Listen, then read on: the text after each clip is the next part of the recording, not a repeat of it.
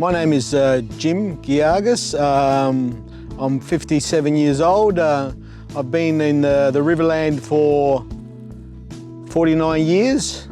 Was born in Greece, came out here when I was 8 years old with my mother and my brother and sister. My father was actually here 7 years before we came, and he first bought the property in 1970, and we've been with Berry now for 50 years.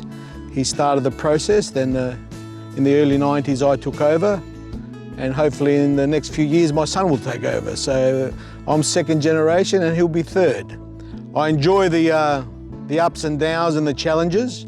I mean, I've seen it all over the last 50 years. I've seen the good times, the bad times, but we've persisted and we've grown. When my father bought his first property, it was around about 15 acres, and now we run about 210. So we also do contract harvesting as well. So yeah, so the business is actually growing from strength to strength.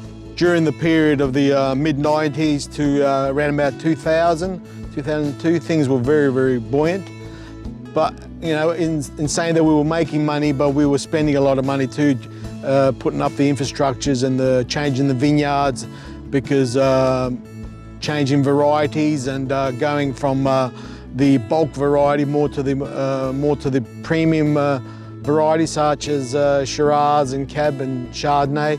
So there was costs involved, but over the years a lot of that's come back. And then we had a bit of a slump for quite a while, but we persisted and we hanged in there, and now the last few years things have been not too bad, and hopefully things will be better again.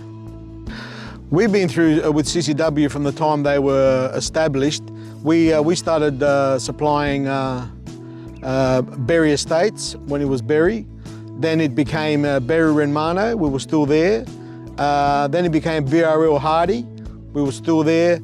And then, of course, BRL Hardy was sold to private entity of Constellation Wines, and we still supplied through CCW Constellation, and now we're supplying through CCW to Accolade. So we've been there pretty well through the whole process of them starting until today. Yeah. The benefits of being with a cooperative like CCW, such a large entity, is that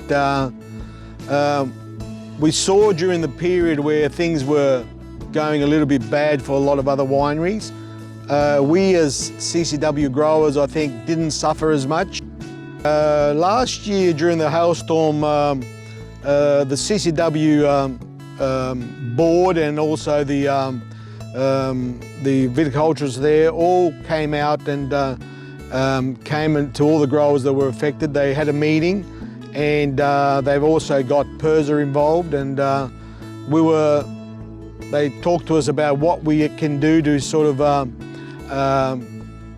not be affected as much and try to get our production not be as much affected through the hailstorm, which was a good thing because they told us how to actually maybe irrigate and fertigate so that we didn't lose as much as what we might have. I mean, CCW, like I said, it's been here for a long time, so most growers know each other. So, and the board is all growers anyway. So, so it's a good thing that we're all part of a family, a big family, which we all look up to each other and help each other, really.